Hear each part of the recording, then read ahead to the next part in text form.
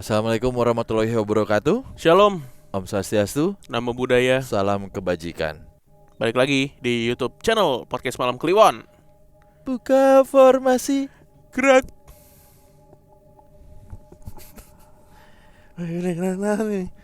Walah.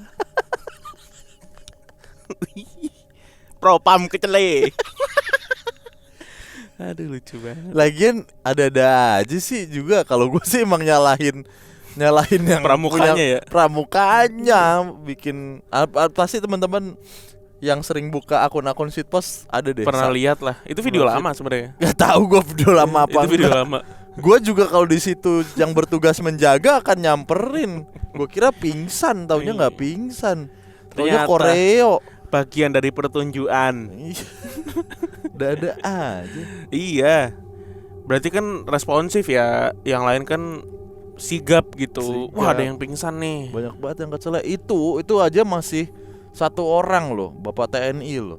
Kalau misalnya lagi di tingkat, ya nggak tahu juga sih itu di tingkat apa sih. Maksudnya banyak yang apa, petugas gitulah, pasti berhamburan itu sadadanya. Kayak pas itu menteri. Nah ya kayak pas menteri lah, Iya. protokoler maksud gue. Protokoler. Kayak protokoler gitu, dan lo nggak tahu kalau skenarionya tuh ada yang Ada kayak yang pingsan jatuh. gitu. Itu kan langsung dikerubungin lo pasti. Itu pas yang menteri jatuh itu kan ada yang ngeglosor kan langsung di belakang. Itu nggak sempat jatuh pak, wakil menteri kali. Wakil menteri apa Wakil menteri sih? menteri Wamen. Nah, iya wamen ya. Mm-mm. Karena langsung ada yang ngeglosor di belakang tuh. Mm-mm. Tapi nggak nyampe.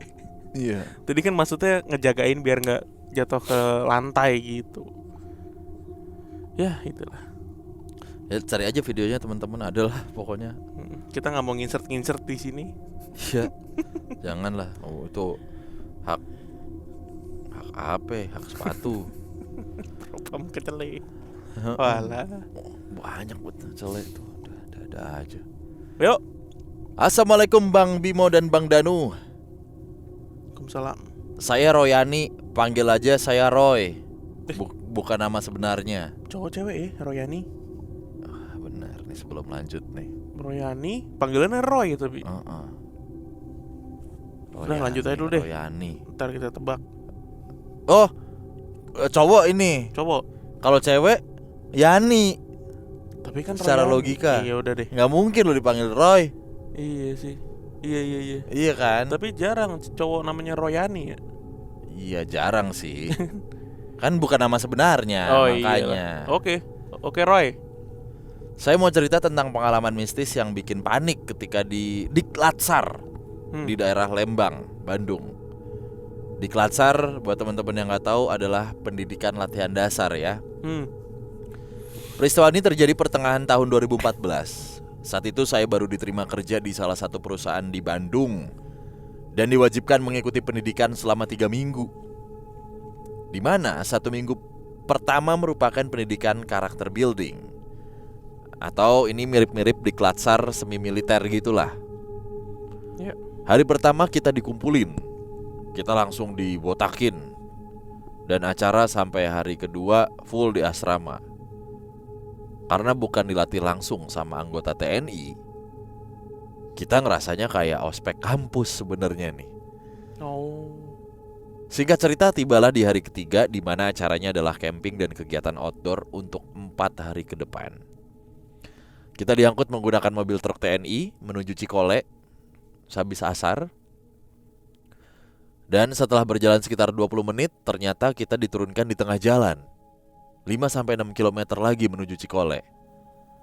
Kita dikumpulkan dan mulai berjalan kaki menuju Cikole dari jam 5 sore. Iya. Kita nyusurin jalan perkampungan dan bukit di sekitar Lembang, dan sampai di Cikole sekitar jam 8 malam. Sesampainya di Cikole, kita langsung istirahat dan pembagian tenda sesuai dengan kelompok yang sudah dibagi sebelumnya. Oh ya bang, peserta Diklat-Sar itu sekitar 100 orang. Di sana kita dilatih untuk survival di hutan, sampai diajarkan membuat tenda, tepatnya bivak, menggunakan ponco. Iya. Karena di hari ketiga masih di Cikole, kita akan dilepas di hutan. Tibalah hari ketiga kegiatan outdoor tersebut, di mana kita dikumpulkan per kelompok Setiap kelompok terdiri dari 10 orang dan diberi seorang pembimbing. Kita semua briefing untuk dibagi wilayah. Kita akan dilepas di hutan sendiri-sendiri dengan jarak per orang sekitar 20 meter sampai azan subuh. 20 meter cuma jauh sih. Lumayan. Saat itu acara pelepasan dimulai sekitar jam 9 malam. Saat perjalanan ke hutan, pembimbing selalu mengingatkan kita agar terus berhitung jumlah anggota karena takut ada yang tertinggal. Setelah jalan kaki kurang lebih 20 menitan, akhirnya kita benar-benar dilepas satu persatu secara bergiliran. Saat itu kelompok saya kebagian wilayah yang lumayan dalam karena kita kelompok terakhir. Karena tempat kita emang lumayan jauh dan kita nego ke pembimbing, akhirnya kita dikasih jarak hanya sekitar 10 meteran lah. Itu pun terhalang oleh pepohonan. Setelah mendapat tempat masing-masing dan pembimbing udah pergi, kita langsung bikin bivak dari ponco. Kita bikin bivak sambil saut-sautan bang, karena emang jarak yang gak terlalu jauh, dimana ini biar kita gak terlalu takut. Setelah tenda udah jadi, saya masuk ke tenda. Di dalam tenda kita disuruh tafakur dan baca Al-Quran. Suasana saat itu hening. Hanya terdengar suara angin dan serangga. Akhirnya saya mulai baca Al-Quran. Dan mulailah terdengar depan dan belakang juga baca Al-Quran. Selang sekitar 30 menitan, saya berhenti baca Al-Quran. Saya mulai tafakur. Akan tetapi di luar tenda terdengar sayup-sayup orang berjalan pakai hentakan. Saya mikir positif aja, mungkin itu pembimbing lagi kontrol. Tapi setelah diperhatikan, suaranya beda banget sama pembimbing yang tadi nganterin. Suaranya tuh bolak-balik, kadang terdengar kencang, kadang pelan. Akhirnya saya baca Al-Quran lagi, dan suara itu pun hilang. Setelah sekitar 1,5 jam di dalam tenda, tiba-tiba hujan lebat tuh turun. Saking lebatnya, air ngalir dari atas sampai kebanjiran. FYI, kita ke bagian tempat di tanjakan gitu bang. Kita udah mulai panik. Kayak karena hujan dan hawanya dingin banget. Kita udah basah kuyup nih ya anyway. Teman-teman saya turun dari atas satu persatu dan ngajak cabut. Saat saya bongkar tenda, pembimbing datang dan bilang kita dievakuasi. Sambil berjalan ke bawah, kita jalan berbaris. Pembimbing nyuruh kita terus zikir dan sekali-sekali berhitung. Sambil jalan kita ngobrol, tapi emang hujannya deras jadi kurang kedengeran. Teman yang tendanya paling belakang irit banget ngobrol. Keluar suara pas cuman berhitung doang. Setelah 10 menit berjalan, akhirnya kita ketemu kelompok lain. Kita berjalan tuh beriringan 3 kelompok. Setelah sekitar 15 menitan, akhirnya kita sampai di base camp. Suasana di base camp udah rame banget. Kita langsung disuruh ganti baju dan kumpul di base camp. Karena saya udah capek banget jalan dan kedinginan, saya langsung cabut buat ganti baju. Tas kita udah diberesin oleh panitia ke base camp karena tendanya kebasahan. Setelah ganti baju dan balik ke aula base camp, saya kaget. Panitia panik dan beberapa peserta cewek nangis. Saat itu udah sekitar jam 12 malam dan hujan masih belum reda. Di situ saya dan teman-teman heran. Ada apa ini sebenarnya? Akhirnya setelah terkumpul semua, salah satu panitia mulai ngomong dan nyebutin bahwa ada satu peserta cewek yang hilang. Kita disuruh sholat dan berdoa bareng-bareng saat itu. Setelah selesai berdoa dan ngaji, akhirnya sekitar jam 1 malam, peserta cewek tersebut ketemu dan dibawa ke puskesmas malam itu juga. Setelah peserta tersebut ketemu, kita dibubarin. Sebagian balik ke tenda dan sebagian lagi stay di aula. Karena saya dan teman-teman penasaran, kita cari tahu penyebab salah satu peserta cewek ini hilang kenapa. Selang beberapa lama, akhirnya kita dengerin cerita dari teman kelompoknya. Sebut aja yang cerita ini namanya si Ani lah. Yang hilang itu Tita. Ini cerita dari teman kelompoknya. Jadi saat hujan turun, kelompok cewek udah mulai dievakuasi duluan sama panitia. Si Ani yang saat itu mulai beberes dan keluar bivak manggilin si Tita. Jaraknya sekitar 5 meteran dan kehalang pohon. Beberapa kali tuh dipanggil, tapi gak ada sahutan. Si Ani langsung cek bivaknya si Tita dan ngelihat di dalamnya kosong, gak ada orang. Karena emang gelap dan senter pun terbatas, Ani mikir kalau Tita udah dievakuasi sama panitia.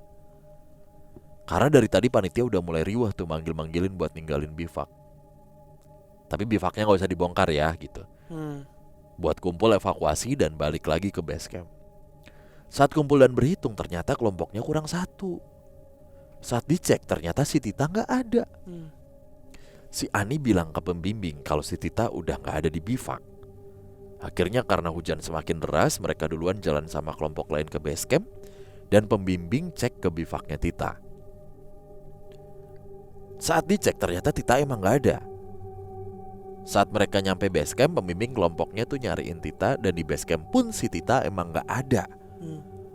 Makanya yang udah sampai base camp langsung disuruh ganti baju dan sholat. Saat itu juga langsung panitia semuanya nyari si Tita di sekitar bivaknya. Setelah lebih dari 1 jam pencarian, akhirnya si Tita ketemu. Lo tahu nggak bang, si Tita ketemunya di mana? Ternyata dia ketemu di dalam bivak, dalam keadaan hipotermia tapi masih sadar. Gila bang, kita semua kaget dan berinding dengernya. Dan saat Tita ditanya, dia bilang kemana aja. Dia kemana aja kok bisa ngilang gitu ya, ditanya. Dia bilang, loh dia nggak kemana-mana. Dari awal dia ada di dalam bivak. Dia udah gak enak badan dan akhirnya kedinginan dan gak bisa bangun. Dia lihat si Ani pas buka bivak. Dia minta tolong tapi si Ani kayaknya gak bisa denger. Atau gak denger bahkan. Begitu pun suara panitia. Dia teriak-teriak minta tolong tapi gak ada yang denger. Anjir. Akhirnya Tita udah pasrah dan terus berdoa. Akhirnya ketemu sama panitia. Setelah dengar cerita itu, kita bubar dan balik ke tenda. Di tenda kita gak bisa tidur karena tendanya basah dan masih kaget sama kejadian tadi. Akhirnya kita ngobrol dan teman saya yang bivaknya paling belakang mulai buka obrolan. Jadi saat bivak dia beres dan mulai masuk, dia sempat ngaji sekitar 30 menit. Dan ngedenger suara di luar tuh gaduh banget. Rame banget orang lalu lalang. Karena dia penasaran, akhirnya dia keluar dan nyorotin senter di sekeliling tenda. Ternyata saat disorot, sekitar 15 meter sekeliling belakangnya adalah kuburan. Teman saya langsung bongkar bivak dan lari ke tempat temannya di depan. Makanya saat jalan ke bawah pas evakuasi, dia banyak diem karena shock. Oke. Ada cerita dari teman saya yang beda kelompok nih bang.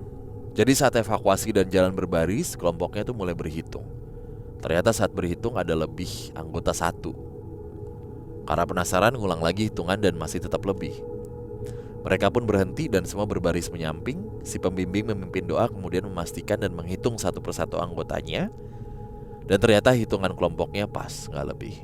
Oke. Segitu bang cerita saya, mohon maaf kalau kepanjangan. Sukses terus podcast malam Jumat Kliwon. Salah, podcast malam Kliwon. Next saya mau cerita tentang hilangnya nenek saya di kaki Gunung Salak sekitar tahun 92an lah. Dan serba-serbi cerita di saat lembur. Makasih bang. Oke. Thank you ya Mas Roy. Iya. Pengalaman di Klatsar di Cikole ini berarti ya. Iya. Iya.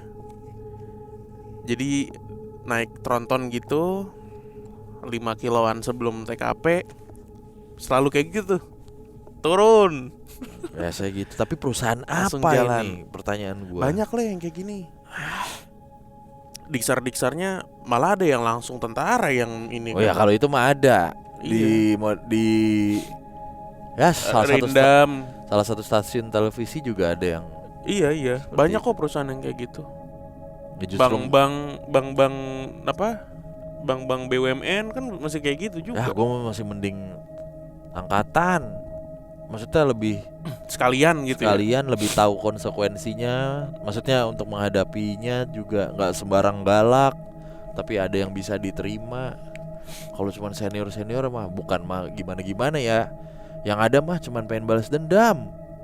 Tapi ini mah kalau menurut gua kayak di hire gitu sih. Iya Bukan pasti. senior gitu. Pasti. Jadi apa? Tim training gitulah. Ya tim training gitu. Tapi kan kayak ospek ya. Iya. ospek kampus jadi. Tapi ini bener-bener mengingatkan gua Sersan Oji. Enggak. Waktu gua pelantikan. Oh, gua kira Sersan persis. Oji. Kita tuh beneran sendiri-sendiri jadi di hari terakhir gitu, di malam terakhir sebelum selesai bikin bivak. Oh, iya. Bivak individu gitu. Sama bener pakai ponco, seorang satu. Ponco Iskandar. Ponco Iskandar tuh gondrong. Tai. Pakai ponco gitu kan, jas hujan yang kayak Batman gitu. Satu orang satu bikin. Wah, gue materi kan gak pernah datang ya. Yang lain udah pada jadi tuh leh bivaknya. Gue masih kocak kan. Lu bisa gak Nu? Bisa selalu gak jadi. Senior gue kasihan. Terus udah akhirnya jadi. Itu sama kayak gini, hujan terus gak berhenti. Dan kita kan pada bawa lampu ini ya, lampu yang lo bikin dari botol UC itu biasa. Botol UC atau botol Karatindeng gitu kan. Kasihin sumbu. Itu udah basah semua. Iya, nggak kepake itu semua. Akhirnya gelap gulita jadinya. Bivak individu gue, hancur pokoknya itu. Itu definisi kena mental tuh gue di situ tuh. Gue tuh ceritain pas gue di Klat Paskibra yang mana ya? Pernah nggak sih yang gue ceritain? Gak tahu. Yang gue dilempar rokok, udah ya? Belum ya? Belum. Ya, itu mah biasa. Yang teman gue pulang kayaknya udah pernah deh. Lu di Klatnya di mana sih? Di gunung mana ya, lupa gue. Gunung gedean gitu, lupa gue mana ya, lupa. Yang gue disuruh jalan sendiri-sendiri. Terus gue sampai di pos nih berdua. Senior udah banyak banget. Terus ditanya-tanyain teman gue yang satu ini kayak nggak bisa jawab atau gimana lah gitu. Suruh pulang gitu. Nurut dia? Nurut pulang pak. Wah, goblok itu berarti. Pulang gitu maksudnya dibalik. Temen gue namanya Dwi, inget banget. Nonton gak ya lo Dwi? Udah lose kontak gue sama dia. Pulang gitu. Yang paling tai ya, si seniornya tuh baru nyadar sekitar 5 menitan. Ini tuh bahaya banget men. Wah kejar sadar setengah. Dia nurut anjir. Satu pos tuh ada 10 senior lah, 10 sampai 15 senior. Iyalah. Wah rame kan senior tuh, rame banget tuh. Waduh sampai ada pelatih segala macam juga gitu. Nah seketika dia disuruh pulang kamu. Biasanya kan maaf kak iya. gitu. Antem kalau enggak push up lagi gitu kan. Salah mulu dah pokoknya. Iya pasti. Jangan iya gue kalau gue digampar di situ. Ditendang pak pipi gue. Iya. Jadi kronologinya dia disuruh pulang. Habis itu gue kan tinggal sendirian kan. Nah baru oke nih lo jangan kayak temen lo ya gitu. Jadi gue diinin, lo mau rokok nggak? Ya gue bilang mau kan. Mau kak gue bilang. Yang rokok dulu dah di pojokan. Baru sipan kedua tendang dihantam gue. Iya. Buar gitu. Berdiri lo, anjing lo gitu. Siapa yang suruh ngerokok? Maaf kak. Ya kalau gue bilang tadi katanya boleh lagi. Gitu. Iya kan. Salah terus lagi gue 5 set hantem lagi. Waduh anjir batin gue salah. Nah di situ abis itu baru tadi mana? Suruh pulang. Wah lari langsung. Goblok. Gue ada juga gitu cerita kayak gitu tapi over aja lah, panjangan ntar. Iya. Itu perpeloncoan ya. Sekarang mah udah gak relevan. Ada kan? Apa? Virtual. Ikat pinggangnya diperlihatkan gitu kalau virtual. Ngapain marah-marah di Zoom ya? Iya loh. Itu mah bisa dikecilin aja ya. Iya tinggal limit itu selesai. Ngapain marah-marah di Zoom? Gue jadi orang tua juga bingung. Lu ngapain marah-marah di kamar? Udahlah, nggak guna. Oke, thank you Mas Roy.